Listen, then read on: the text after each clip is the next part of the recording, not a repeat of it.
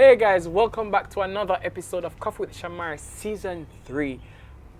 Becoming comfortable with being uncomfortable, stepping outside of your coffee bean. And today we have another guest, and he's going to introduce himself. Some of you may already know him, because he's famous. I don't think that famous, but hey guys, I'm Chef Brian Lumley. Chef Brian Lumley. Alright, so tell us about yourself, Mr. Lumley. Mr. Lumley. Well, what is to tell? I'm a chef and I love cooking. I've been in the business for 15 years, so I'm thoroughly 100%. Some people want to know what age you start. So that we can 8 count. years old. Start there. Alright, no problem. I started 8 years old. My mom was the one who taught me how to cook. Yeah, you had a quote that said, "Who's your greatest motivation?" My mom, she's the first person that taught me in the kitchen. Yeah, she was the first person. She taught me the most valuable lesson, and that is to how to use your tongue. Like for many chefs. Oh, okay, sorry. Your tongue is the most valuable asset you can have, right? Got you. And she's the one who really inspired that from an early age. Don't be smutty.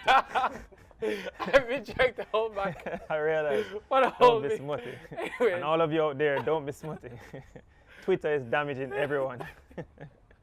But anyway, on a serious note. Yeah, I get you though. Tasting stuff. Yeah, I mean, if I was to be crippled or anything, I'd still be able to eat. Yeah, once, I think it can damage any part on a chef.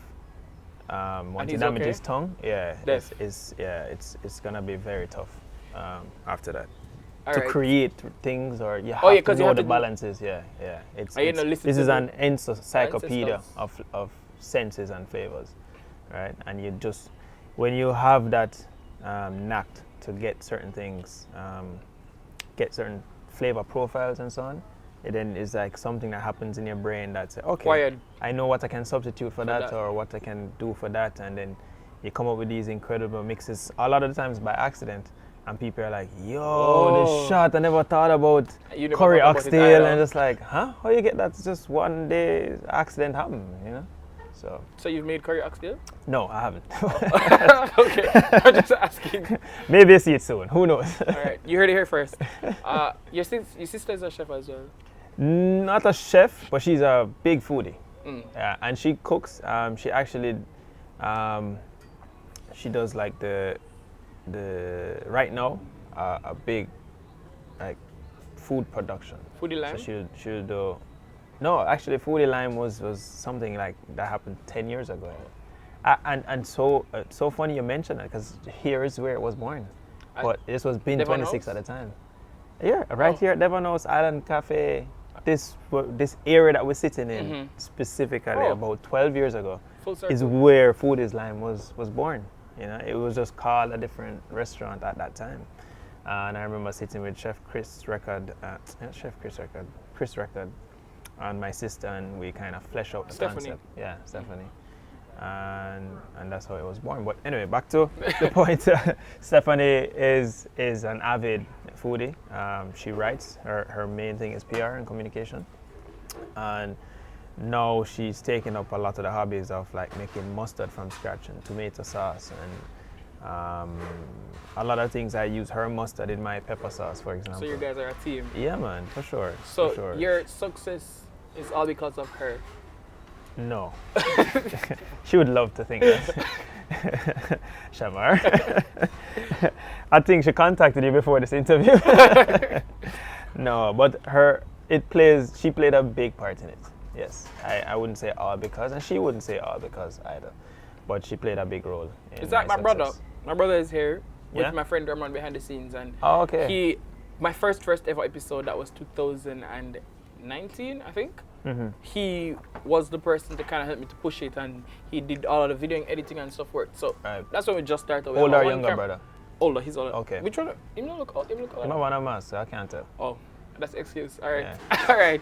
And it's funny that you touch on that note as well, because here I am saying that we're at Island Coffee's Cafe. Don't forget to like their page on Facebook, and don't forget to follow them on Instagram at Island Coffee's Cafe.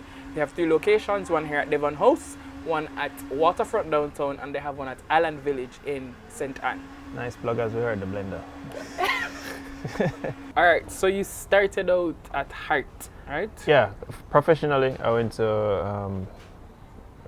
It was known at the time as Runaway Bay Heart.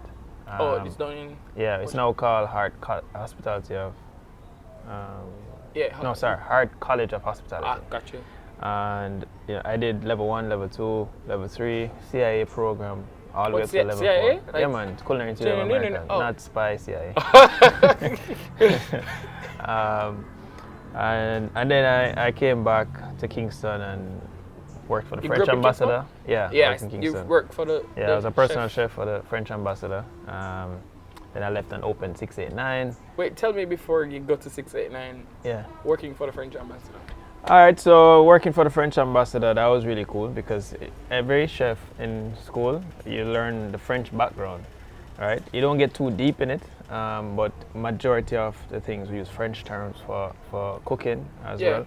And certain sauces and reductions and jus, and so you have different terms that we use. Charcuterie. You speak French? No. But you know pronounce. You know what to pronounce. Yeah, wish I did. I wanted to. Say I'm hungry. Oh, you didn't English. Understand him. Oh, he spoke English. Yeah, he spoke very little English, but the secretary helped a lot. Oh. And then we kind of... And him know we're like hungry. Yeah, he knows basic things. Egg, him want egg. One of the best compliments I think I received in those 4 years, because he's not a man of many compliments either. I don't know if it's a French thing, but he tried to be nice a lot of the times. Oh. But he was cool. But one of the most memorable compliments I got is when he'd go to these different restaurants and say it doesn't taste like, and he's just like, better to eat at home. He never said it in that language. No, of course not. But his secretary smiled because she knew what it meant, you know what I mean? And then she kind of helped me because she was Vietnamese French. He was French. Like he was like from Europe, white guy, but the secretary, she was Canadian Vietnamese. Oh, nice. So she taught me like a mixture of French cuisine and the Asian side of things. So like my cuisine, those things attributed to how I cook today. So you never give the ackee and saltfish?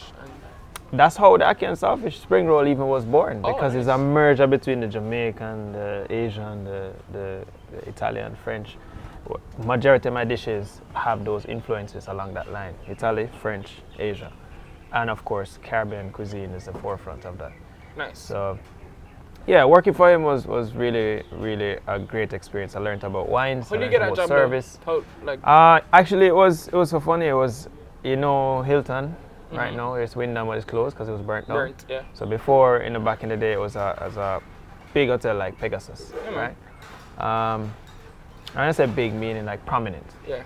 And they had a competition for chefs. So they invited chefs from UTEC and they invited chefs from Runaway Bay. Now, Runaway Bay had chefs who always tear up the place. Like anywhere we go, it's like any competition is no competition. I don't think you'd say otherwise, but okay. Yeah, we always really compete amongst ourselves. So we went to this competition, and that was after I won my first competition, the Chef of the Year in Jamaica. 2008. So this was probably the latter part of 2008. And I came second in that competition. Missed the mark by an inch, but not the enough flavors. Salt. No, actually, so in the competition that I won, cooked the chicken breast perfectly. In this competition, that search for perfection was just right below it, and I undercooked it, and they couldn't give me the win. The guy, it's not specific though. It's very but I mean, if you want to win, you have perfection. I'm saying it in a good way. That like a simple. It's just like right under, and the gentleman who one of the judges said I was the winner, but he couldn't give it to me because of that technicality. And it's true, I understood. It tore me up, but move on. So months later, no, I was just very disappointed. But when I get disappointed and like I lose like that, it made me just, every time I cook a chicken breast, it going to be perfect after that. You know what I mean? It's just like that. So that's guys, what drives it. Food from Brian, check the chicken breast. I would have to mess that up, but it's not gonna mess up now. Yeah. So the food and beverage manager at the time for the competition, he was working at the Hilton Hotel. So I went back to school and he contacted me. And he remembered from that time when I was in the competition. Chicken breast good. Oh, sorry. Yeah, but I think he took other parts of it. I'd say, yo, kid, you're talented. Run in for an interview. Of course, never say it like that. And I said, all right, cool. It was a much serious endeavor from that, because when he contacted me, I was so nervous because I was coming up to the end of my school year and end up my scholarship. Kind of like a what next? Yeah, and almost like, well, I'd promised Evitas. I was working as well as a second job at the time. So I was telling her, giving her 6 months. When this finished, I'll go to her full time. So here I am working at Evitas and the scholarship paying me. And he's offered me a salary that is both.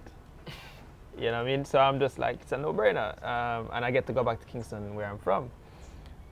So I did the interview with him first. Oh, he was a French ambassador to Jamaica? Yeah. Okay. Yeah. So he wasn't Jamaican, right? He was from France. No, right? I got that part. Okay, I realized. It's just no, it's not that. I have to make sure I spell it out clearly. No, it's not. In case clearly he's a French ambassador. All right.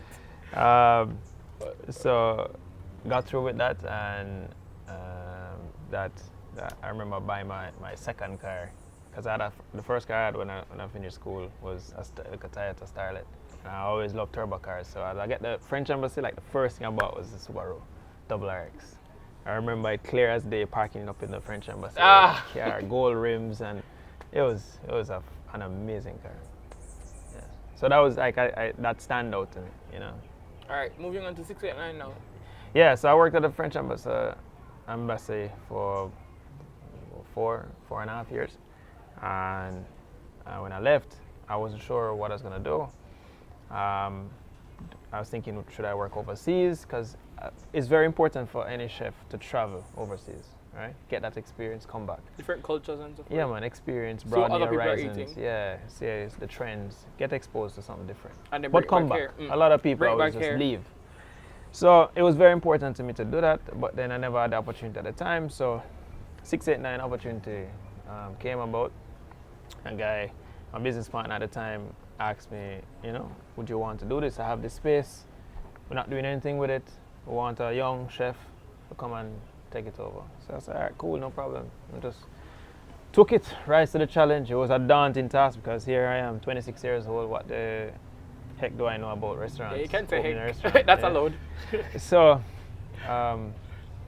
you know, it was something to remember. So that was born, and that really pulled everything out of me, from creativity to manager to setup to the design, everything. Chef. It's like it's the whole 9 yards, and you have to prove yourself once again to everyone. Mm-hmm. You know, it's not just. Yeah, I used to do catering as well. So I do a one-off catering, and people will tell you, "Oh, your food is good," and but I mean that's great. Everyday that is every day. You have to be good every day. That's what a restaurant. A restaurant really separates the men from the boys. You know what I mean? And you're I'm still a boy. All right. So now I wanted you to tell me some challenges you've probably had, like not growing up, but when you're a chef. Just not necessarily personal challenges, but stuff that has kind of made you want to give up, or. How long you have left in this interview? I don't think you have time. Give me one. Restaurants is one of the most challenging things you can do as a chef.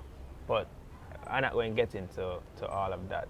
One of the main challenges I face as a chef or entrepreneur, let me put it that way. Say it French a while ago? Okay. Oh, Jamaican said. Let's continue.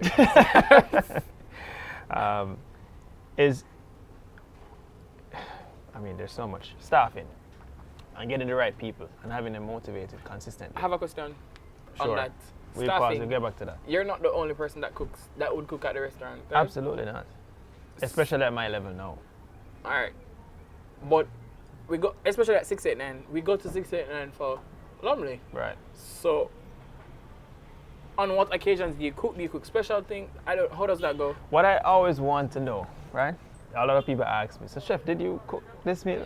How do you expect you to cook for everybody? I'm not gonna tell you, because I realize Jamaican culture has a different approach to the chef cooking for them, right? It have to come directly from these hands, and it's more special. You cook for everybody? I do and I don't, right? But as I said, I'm not gonna tell you, because my goal is to be able to cook, and you can't tell if it's me or my sous chef or my chefs in the kitchen. Why? Because that's how we create standards. An executive chef role is to create a set of standards and procedures for that the chefs entire follow. Restaurateur. So whether I go back inside the kitchen and you get a plate in front of you, if I cook it with my hands, it should taste the same way. Not should. No, we're all human beings. We make mistakes. They don't have my, level of expertise, experience and that kind of thing to pinpoint certain things when it's going wrong. So sometimes they fall off. That is why for me, I easily walk the floor and I get feedback and I take back the feedback to my chefs. Understood. But there's a time when it's really busy, I'm going to step in and ensure that, hey, because at the same time, as you say, people come to see me. How are you going to see me when I'm in the back mashing out food? You understand? But when I was at 689, no one cared. They came out, hey, chef, that meal is amazing, and they say I cook for them. When I'm there walking the floor, not cooking. saying everybody. So, but it's like the perception. So I just go in the back for 2 seconds. Yo, no good? All right, cool. Drink out glass of wine, and then just go back out. But sometimes I cook though. At what point in your life did you find out you wanted to be a chef? Did you realize you wanted to be a chef? I think it's dawned on me at about 13 years old. Why not a doctor, a lawyer? I wanted to be a lawyer actually. Not too late, never too but late. No, but I couldn't. Too much reading. I don't love reading. I read, but I don't love it. I'm more of a numbers guy. I'll crunch numbers all day long. Accounts, I'll draft up things. Accounts is my favorite subject in school. Business is my favorite subject in school. Yeah, not literature and English language, and I don't like those. So lawyer required a lot of that. Medicine required a lot of that. It wasn't gonna be. Account, I would have been an accountant, but that job is too boring. I can't sit still. You kind of are a doctor though, because you save lives with food. So yeah. Well, that's one way to look at it, I guess. What advice do you have to persons who may want to step out of the zone of traditional occupations and want to be a chef like you, or a singer or a dancer or something? Yeah, I mean, don't give up and don't let anybody determine your trajectory, right? It's not a one size fit all for everybody. I used to just get advice from people and just find out what their trajectory was. Not necessarily to fit mine, but to see if I can beat it, or replicate exactly. Everybody comes from a different background. So just fill yourself with knowledge, right? And keep on striving. The people who tell you that you can't do it normally are envious of you, because they probably see your potential and don't want you to achieve it, so they give you that negative feedback. Don't fall for it. Yeah, don't fall for it. As a matter of fact, when I was coming up, the more people tell me I couldn't do it, is more motivation for me to do it and prove them wrong. So, I mean. Quick question: what do you do when you're not cooking? I'm an avid diver, so I'm a scuba diver. Yeah, nice. Certified diver. Since I've been back in Kingston the last 6 months, I haven't done much diving. But before I came back to Kingston, I was in Ochi and Montego Bay. I used to volunteer my time a lot with White River Fish Sanctuary, and we plant corals and kind of, sustain the coral. So you're taking care of the world, man. The ocean. I wouldn't say the world. Well, I mean, the ocean is in the world, so yeah, hey. The ocean. But I'm passionate about the ocean. Other than that, just be home with wifey and just try to enjoy each other's time. Because we're private people, so we go out to restaurants. I like going out to eat. We don't do much partying. When you go out to restaurants, though, like, are you? Like you're eating the food, like sometimes you say, no man, this could have taken some. No, I don't critique it much, No, in your head probably, not like to the chef. But no, like, actually, for me, my brain is very simple. Either I like it or I don't like it. And you'll know when I don't like it because I just won't eat it. I'll just be like, this is not good. This is not. Yeah, I'll eat it if I'm hungry. I'll be like, okay. And then when somebody asks my opinion now, then is when that starts. You understand? So people assume that everything I eat, I'm always judging. Yeah. I don't tire myself with that. If you go to a restaurant now and them recognize you, they might say, "Sheesh, make sure it's good." No, they actually think I'm pretty cool. I'm humble. I'm not gonna give them a hard time. That's what I like to think. And last question: what are some goals? Like, what are some things you want to do, like accomplish? I'm going to have my own restaurant group, giving up different options to Jamaica, Kingston, and the broader Jamaica. I think some places, St. Elizabeth, South Coast, North Coast, Mobay, deserve some different options. And I think those options would fit certain demographic. It's time to get away from just a traditional KFC everywhere, and Burger King. Or every restaurant you go, wings, burger or pasta. Yeah. Like, what else do you have? Yeah, at a reasonable cost. So yes. Portmore is a big market, and I am Portmore, and I grew up in Portmore. So not a lot of people know that. So I'm very excited to bring those concepts eventually to those regions. So that's one of my goals. All right, this brings us to the end of the interview. Thank you very much for coming through. It went out so quick. Chef Lumley.